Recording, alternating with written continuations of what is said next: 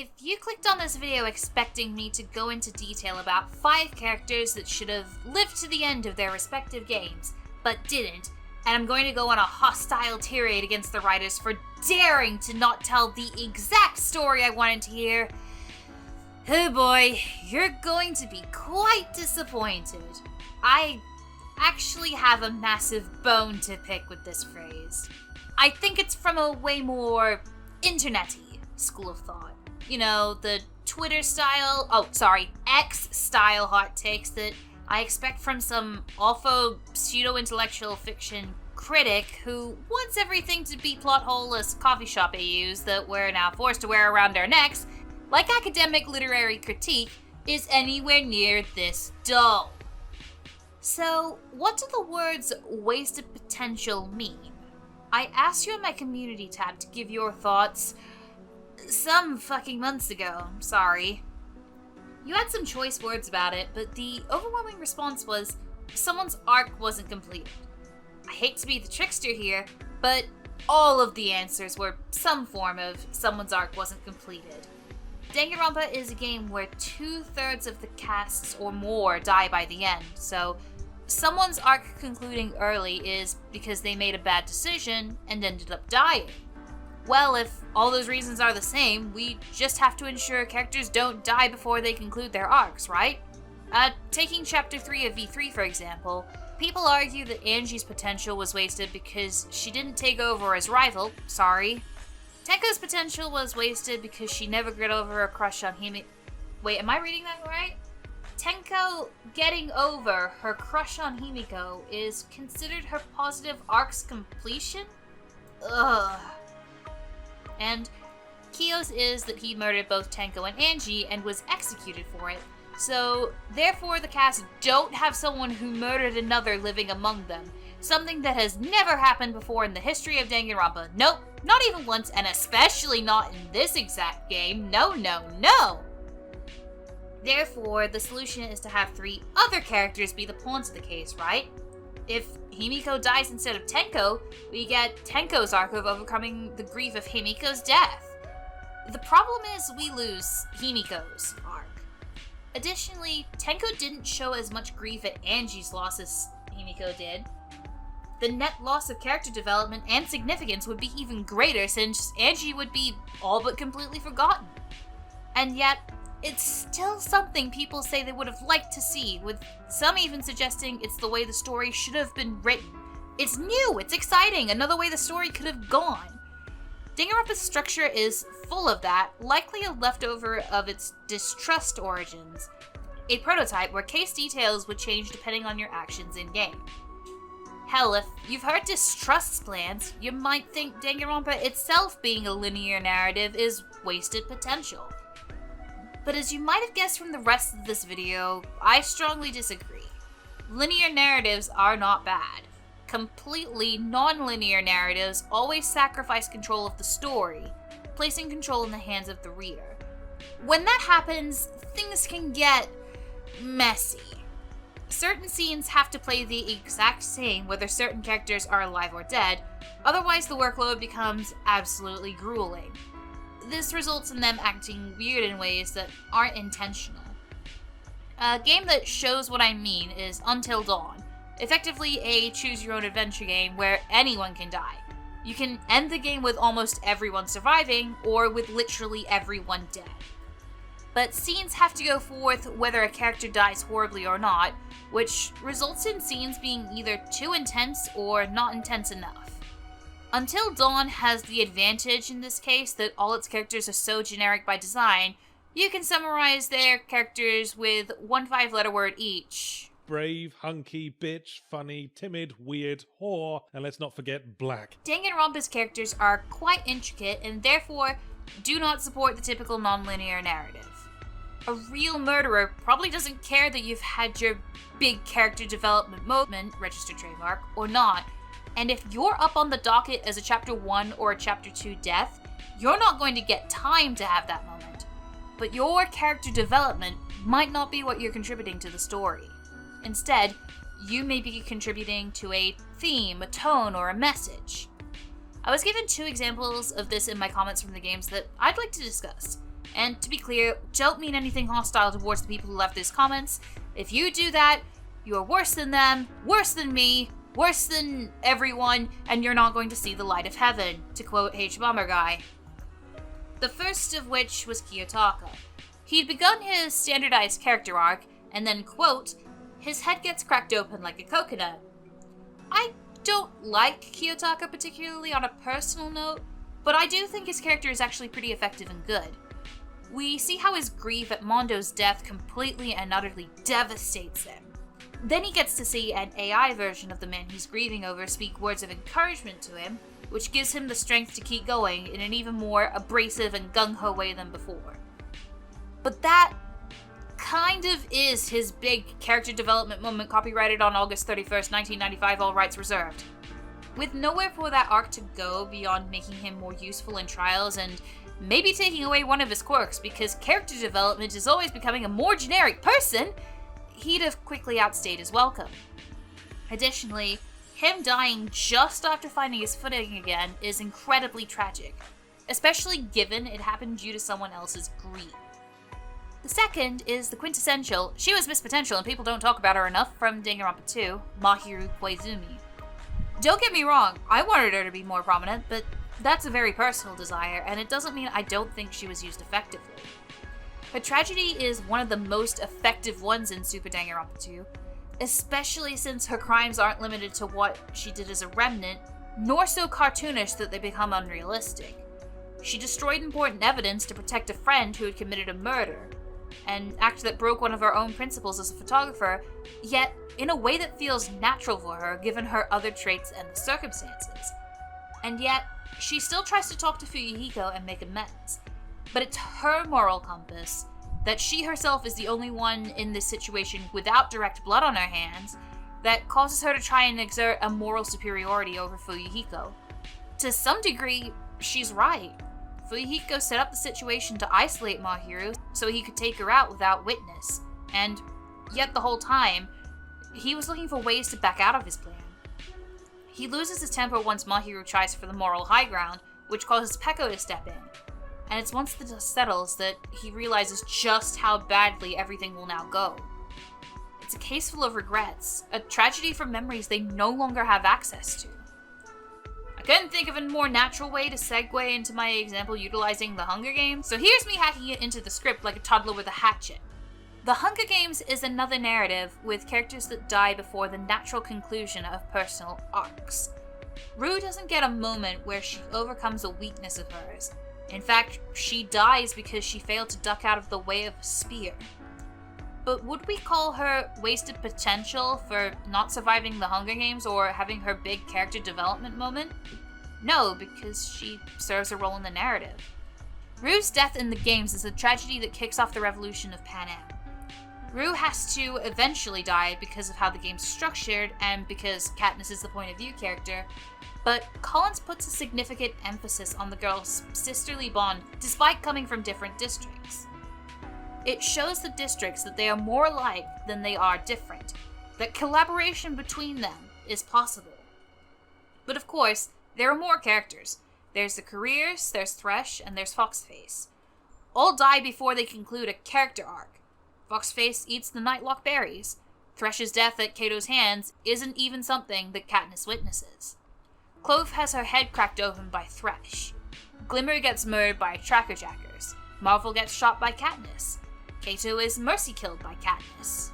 Those deaths all serve narrative purposes. Katniss's shot on Marvel is the first time she ever directly takes a life, changing her character forever through giving her massive PTSD, and it's all in vain. He still kills Rue. Glimmer's death is the result of the very first show of trust that Rue gives Katniss in the games, pointing out the Trackerjacker nest.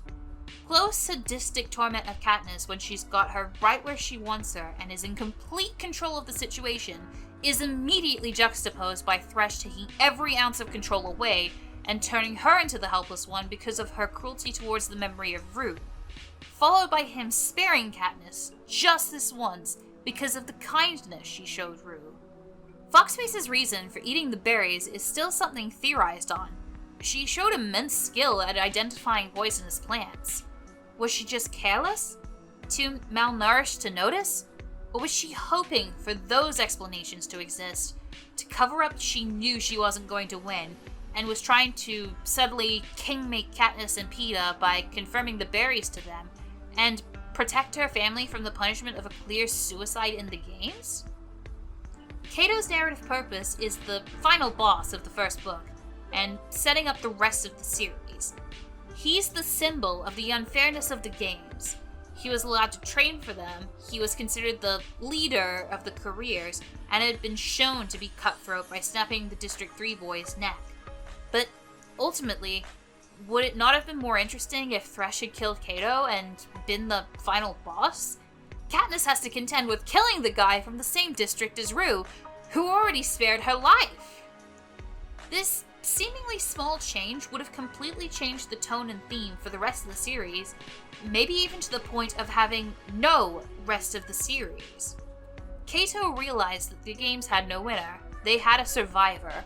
He wasn't fighting for victory anymore when he ambushed Katniss and Peeta. He knew he'd lost, but tried to take down Peeta with him, so Katniss would be just as jaded as he was. The jadedness with the capital sets aside the personal conflict between the three to show that the districts are more alike than they are different. A career tribute sharing that with the two members from a district infamous for horking up cannon fodder. Thresh being in that position would have set up a much more personal final boss. 11 and 12 are a lot more ideologically aligned than 2 and 12, given they're both very badly treated by the capital. They would have had a more interesting personal conflict in the moment, but it would be a lot harder to sell that the districts have more in common than they have in difference, especially with the career districts. This final battle would have a lot less narrative fuel beyond Katniss's personal conflicts, and Peeta would be a complete afterthought here when he's vital in setting up multiple aspects of the story. So, why did I go on that long tangent about the Hunger Games? I've noticed Danganronpa fans have a habit of looking at characters only ever like real people, and only see their potential as survivors, rather than looking at their purpose in the greater narrative. To be fair, this is a notion I myself has pushed, because Kodaka and his writing team put in quite a bit of effort to make every character feel very real. But in a narrative where the vast majority of characters will be murdered or executed, you can't judge every character by how good they'd be if they survived. It's like judging an episode of The Wiggles by how much sanity Murray lost when stuck in the big red car dark ride for 2 hours like it's the fucking Bruce Highway at 5:30 p.m. on a Friday. Sayaka is set up as the very first victim of the entire series.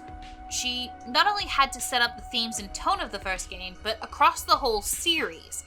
Personally, I think they hit it out of the park with her setup and payoff. To start, she was based on a trope of characters who, at the time, were usually survivors, the supporting heroine, but she winds up being the initial victim. A lot goes into setting up Sayaka as having a slightly unsettling undercurrent, but overall being very friendly and kind-hearted, before dropping the bombshell on you that she intended to murder Leon and frame Makoto for it. It drops Makoto right into the deep end and hits home a crucial point, that he's in a situation where anyone can be driven to the breaking point. Anyone can betray you. And yet, Makoto very quickly redirects his hostility. He forgives Sayaka and Leon for their actions and blames Monokuma, who was the one to back them both into a desperate corner. It sets up the final confrontation long before it begins and re-establishes his optimistic nature, one of the first things set up by the narrative. Plus, she continues to have an impact for the entire rest of the series through her dying actions, her final act ensuring she will haunt the narrative from that point on through her dying message, 11037. Honestly, as much as I love her and I wish she survived on a personal level, I would consider it much less narratively impactful if she had survived. The imposter has to set up the theme of the second game, not only to follow through on expectations set up by the first game, but to utilize those expectations to subvert them, and to create new ones. If it's your first playthrough and you don't know the deal with Tugami, you are almost definitely sure this is the real Byakuya. He's survived a game before, seems to have gained a coping mechanism to deal with his trauma, and seems happier having found it.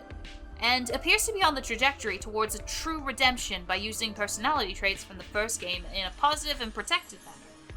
And then he dies trying to save someone who turns out to be one of two intending to betray him. His identity as an imposter is not currently relevant. He is just a dead body at this stage, so you could replace him with a sexy blood bag and nothing would change, right? Wrong! He puts the idea of redemption in your head, which is a vital theme for Danganronpa 2, and adds on the idea that killers don't care about it. If you present yourself as a suitable target, you will die, setting up every other victim in the game by having most of them lean into the idea of some kind of redemption, their second chance, only to be cut short by their murders and their cases. And the moment you find Tugami dead under the table, you're reminded that this killing game can take absolutely anyone from you. It makes the player feel hopeless. Tugami on your first playthrough was the one you believed, hoped, was familiar with the situation and could fill everyone else in. So to see him as the first victim rips that hope right from you. Rentaro follows through further by having a massive mystery surrounding his talent, utilizing the previous expectations set up by Hajime and Kyoko, previous holders of the mystery box, both survivors and major characters, and using that expectation to set up another idea. Rentaro's writing surrounding his mysteries is a lot more superficial to set up early that this is a series that has been run into the ground, but you're still speculating on what the mystery box is at this time because it is a mystery box and it is to Danganronpa fans what shiny jingling keys are to infants, with the assumption that you'll have time to work it out with him. And then, he dies right off the bat. This trial sets up a brand new theme. Anybody can kill. The culprit for this case is you. It's another tonal shift. Kaide being the culprit throws out the one character you could previously rely on not being the culprit. But the game never capitalizes on this again by having Shuichi commit a murder. So this is wasted potential, right? I won't even dignify that with an answer, so here's an anecdote instead. When I first played V3 and Kaide turned out to be that first case's culprit, it put me on edge for the entire rest of the game. I was thoroughly convinced Shuichi could be a culprit as well during all future cases. It reawakened the idea that anyone could be a culprit, something I hadn't been remotely considering in the first two games. It kept my brain open to all possibilities, and because of that, became the only game I beat without a walkthrough. Anyone can deceive, anyone can die, and anyone can kill. Those are the three undercurrents of the whole series. These cases all fulfilled important narrative purposes through setting up those expectations in the series. But paradoxically, because these were well-realized characters rather than archetype mannequins, we've decided to believe that these characters missed their potential because why would you make a well-fleshed-out character if they weren't going to survive? But in the sense of characters miss their potential by dying, every character ever has wasted potential. Fuyuhiko could have had an extremely effective death, either through the tragedy of being murdered by Nikon and Pekko's sacrifice only delaying the inevitable, or him finding it in himself to kill another person and outright betray her last wish. Those would all be horrific tragedies, all with potential to be supremely effective, but they obviously cannot all exist in the same story. Characters cannot both die and survive in Danganronpa, and every survival has as much missed potential as every death. A character's death has as much potential as their life to set up new dilemmas and issues. Rather than look at what a character could have achieved if they lived, I think we'd be better off if we look at what a character's death was trying to achieve. This goes back to sacrificing narrative control to the player. Until Dawn gets little control over its themes, as does Your Time to Die. Not a problem for Until Dawn, which is just trying to be a schlocky 80s slasher film in game format. A massive problem for YTTD, which is trying to make you feel things for characters less complex than Danganronpa characters, while also sacrificing the impact their deaths have beyond how they make generic woman-man thing Sally grind the game to a halt to show melodrama rivaling that of David fucking Cage. God, I hate this game so fucking much. A game can very much be built around the branching narrative. Undertale for one, and 9 Hours, 9 Persons, 9 Doors, the game Your Time to Die so desperately wants to be, for two. They both have branching narratives that use narrative design to their advantage, using player choice to set tone. Undertale is done in a relatively simplistic style that means that the development costs are down, and it can be done, and 999's bad end routes are designed to have its cake and eat it too, to show alternate ways the story can go without inherently sacrificing its main story. Baldur's Gate 3 is also kind of a bit of a mixed bag on all of it. I've had situations where I've been told, like, Jaheira's harpers will be useful to the trials to come. The only problem being that Jaheira's harpers had been shadow stomped by the Shadow Curse a while back. Danganronpa had a decision to make a long time ago in 2008 when it was still titled Distrust, on whether it would be a branching narrative with multiple ways the story could go but less control on its themes, or a linear narrative and a tragedy with an undercurrent of hope, and it chose the latter, which I think was the right choice for it in the late 2000s. Yet, whenever I see people talking about how bad its writing is, it's always by the standards of a nonlinear narrative, something it's nothing like. It strikes me as being from the same school of thought of those who say Romeo and Juliet is a terrible love story. Yeah, Danganronpa is a pretty bad retelling of the Joker's origin story. They didn't even get the name right. What's up with that? So, what were these deaths trying to achieve?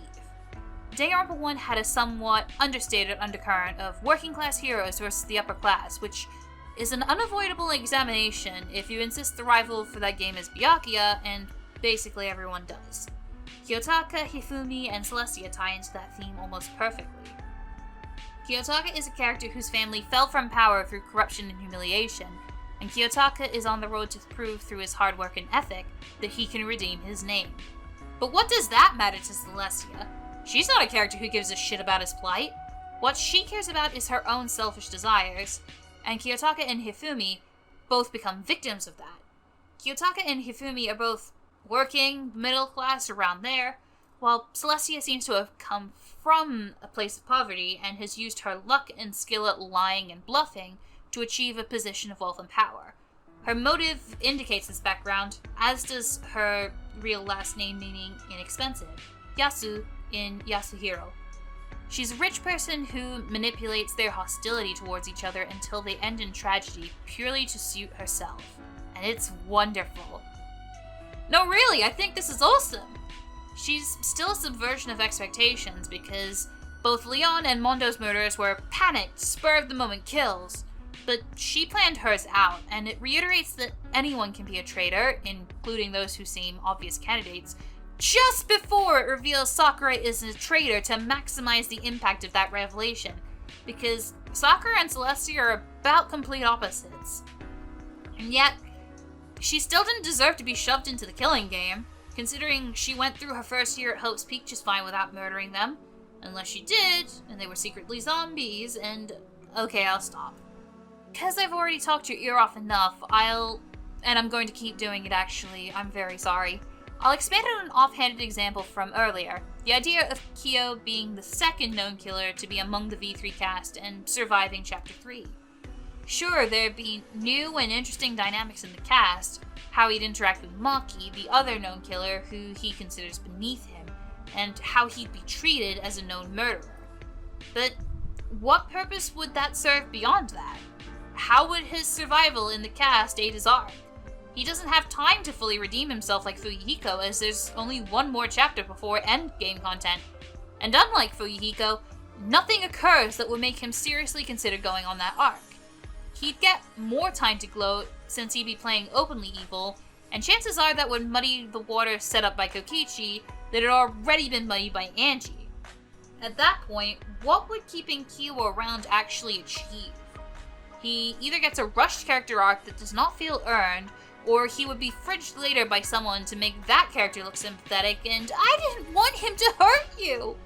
We got that sympathetic sacrifice with Tenko in a less conventional configuration, and Kiyo gets to have agency over his death. Is that worth it for the confirmation that any world being set up is the actual world you're operating? Sorry, I read that wrong. Is it worth it for the confirmation that... No, I read that correctly. Just because a possibility is set up, and you might prefer it, doesn't mean automatically it's what should have happened. Otherwise, every game of Blood on the Clock Tower I ever played would include a psychopath, and that psychopath would be me, and I would get to kill everyone, and I've lost where I'm going with this analogy. Bloodlust. So, why do we hang on to these ideas and lament their lack of implementation? One word: novelty. We like the novelty of these ideas and the ways that things could have gone, and we like to imagine it in our heads, and we see the grand, true path the story could have gone to ourselves. Mahiru could have been a great protagonist. Hyoko's arc could have been amazing. Miyu could have been the greatest mastermind since sliced bread. Mondo could have really fucked that tiger. No! But as any creative will let you know, it never turns out the way it does in your head, and when we give a framework for ways that it could have gone, your imagination is what's driving so much of your thoughts about the potential path. An idea is, however, only as good as its execution. Could you translate these paths from imagination to text in a way that's narratively satisfying? I find the ones who succeed in this aspect are less hung up on fixing the canon and more interested in exploring those paths and what those paths change about the narrative. MK2 follows almost the exact same framework as Danganronpa 2, but part of the reason it's been on hiatus so long is just because even changing who's the protagonist can throw so many other elements out of sync. Mahiru being the protagonist means someone else has to fill her initial role in the narrative, a new conflict has to be conducted, even if the person she swaps in with dies at the exact same point. If so much can change with just a bit of nudging, and it takes a lot of care to patch it all back up nicely, is it really the newly creative narrative you like, or the novelty of the idea? So in summary, rather than considering the characters on purely a personal level and only operating on their interactions to decide if good or bad, it might be worth looking into what their death does for other aspects than how it affects the other characters. How it affects tone, what it sets up narratively, what literary purpose it was trying to achieve. There's better tropes to describe some of the issues. Before we end for today, I'd like to encourage you to answer for yourself how a favorite character's death enhanced a theme, set up narrative messages, what its literary purpose was. I'll start by doing so for Kirumi, who I got tired of the running joke of her not actually being dead, rest in peace. Kirumi's death is not particularly weighed upon by the other characters in the narrative. She had no close relationships with them that made it easy to pull on audience heartstrings, so her death goes somewhat ignored. But her case is a delicious smorgasbord of parallels and the good kind of narrative contradictions, and an insight into the cruelest parts of her and how far even such a noble notion as selfless devotion can be utterly twisted. Ryoma and her seem like opposites at first, everything to lose versus nothing to lose. Later in the story, however, we find out the truth about the outside world and learn everything Kirumi was willing to kill for, willing to sacrifice for, had already been lost. And even later, learning it was never real in the first place. She was willing to kill to save people who weren't in danger, people who cheered for her to die. In truth, both her and Ryoma had nothing. Yet still, it shows how far and how twisted even a seemingly noble self-code can be, and is it any wonder that it happens in Chapter 2, where the culprit's motivation is usually tied to one? The code of selfless devotion becomes so twisted that while it still makes sense Kirumi believes in it, it's no longer the code she lives by. Her devotion to Japan that leads to her to be willing to sacrifice everyone else's lives is born of the expectations placed on her. Expectations she isn't crushed under, but thrives in and exceeds with flying colors. And that enhances the message rather than detracts, in my opinion. Because she's so hyper-competent and good at her job, even she admits powerful people have relied on her so strongly they lost the capacity to care for themselves.